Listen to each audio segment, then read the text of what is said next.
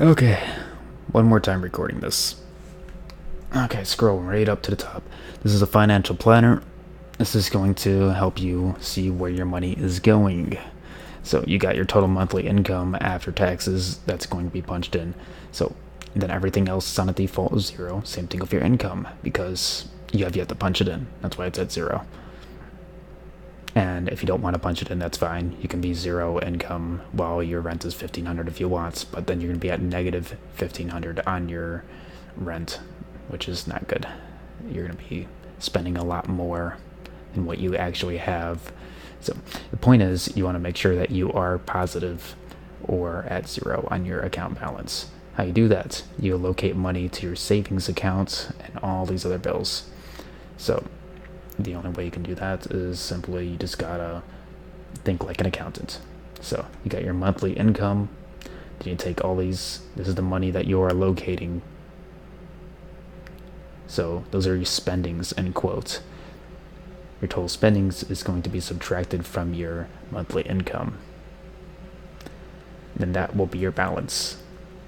And if you have positive 50 more, that's going to, well, that's just extra money to allocate somewhere else. So if you want to move it into your savings account, you can do that.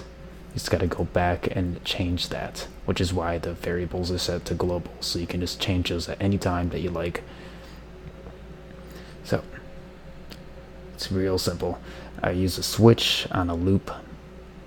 It's going to be bool loop running true until it is loop running false, which is going to close the app. But if you don't have a valid entry, it's going to validate it. It's going to say invalid entry, use a valid number, press enter to continue. I validated all these, so if you don't punch in a number, it's going to tell you error, you must enter a number. And press enter to continue. You're going to go in circles until you get a valid anything. Same goes for your cases on here. So, and this is actually an example of one of the bills for rent. So, which is actually just explained how that works. So I'm going to move on to the next thing. Alright, on your display finances page is going to be option number 14. It's going to show all of this to the user. So the user's going to see, oh, that's my positive monthly income. Then they go, oh, minus savings. That's because they're allocating their savings from their monthly income. Your monthly income is going towards your savings, so it's subtracted from your monthly income. At the very bottom, it's going to actually display your balance. So you don't want it to be negative, you want it to be positive or at zero. Most times you want it to be at zero because then you know that your money's going into your bank account. You can't just have $50 floating around and someone's going to ask you, what's the $50 doing? You can't just go, I don't know. Okay, so your total spendings, it's set right here on its own method.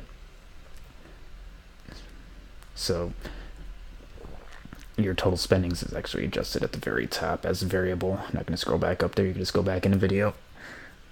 But so at the very least, you just want to be in the positive. And that's essentially what this thing does. And I do have a reset console screen.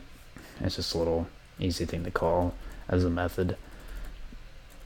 So you just want to display your account balance so the user can know if they're in a positive or negative, and they can bounce around here and change their spendings as they please, as much as they want. So I'm just gonna run a quick little demo real quick and show it actually operating. Welcome to Financial Planner, blah blah blah blah blah. It's gonna, you can pause and read this, but I'm just gonna jump right to the next thing. This is essentially what I just kind of explained to you guys. So, you'll take your monthly income, you gotta add that onto there. Let's say it's $1,500. Savings account, we're gonna save $400 a month. Our utilities bill is going to be $100. Puts us at $500 on our income loss, and our take-home income is $1,500. That leaves us with $1,000 left. How do I know that? Because I am an omnipotent being that cannot pronounce things and stutters when he is tired. Okay, let's move on to the next thing. You can see that the account balance is at $1,000, so we have $1,000 to allocate into all these other spectacular bills. So we can just go over here. I hit the wrong key. We can just go over here and add a different bill, such as our phone bill, number 4, $100. And we can add an internet bill if we want to. That's $50. And then we can add our cable bill. It's going to be number 6. That's another $50. We could add a groceries budget. And that's going to be fine. We'll do something humane, $80. And our gas cost, because we ride a moped, I guess say $20 a month. And our car insurance cost, okay, fine, we have a car this time, $50. We're at negative 900 right now, so we have $600 left to allocate. And yes, again, I know, oh my god, $600 right there, boom. So you'd be able to go down and you go into your add health insurance bill, number 10. Why not? $10. And then we can go on to student loan payments, 11. So let's just say we are at $200 on that a month.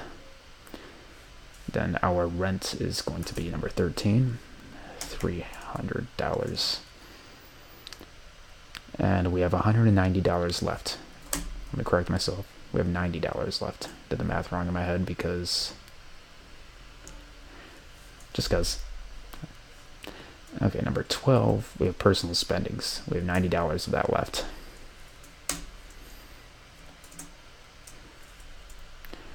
And like I said, not all humans are perfect, but our account balance is 0 because we have all of our monies allocated. If we did not have our money allocated correctly, we'd have a negative. So let's say 13, our rent is actually at $600. That puts us at minus 18 from our 15, which is our take home. So you can see in here, we are negative. Don't want to be negative.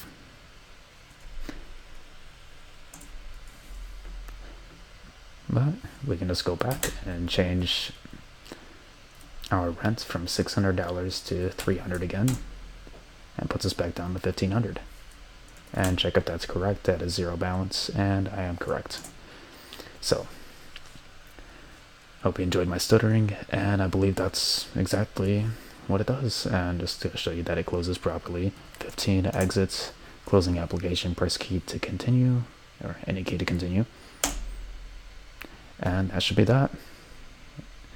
So what I would like to add is actually customization here to change colors on menus and such, and possibly in the future to add your own bills to your own list rather than have to set defaults on here. So I'd have to add a list and have things add and remove to the list, and I might be able to actually just recycle some of the calculations at the very bottom with the doubles and such. But it's all in due time. So pretty dry-throated, and that's the whole presentation. Yeah. Just going to close this. Bye.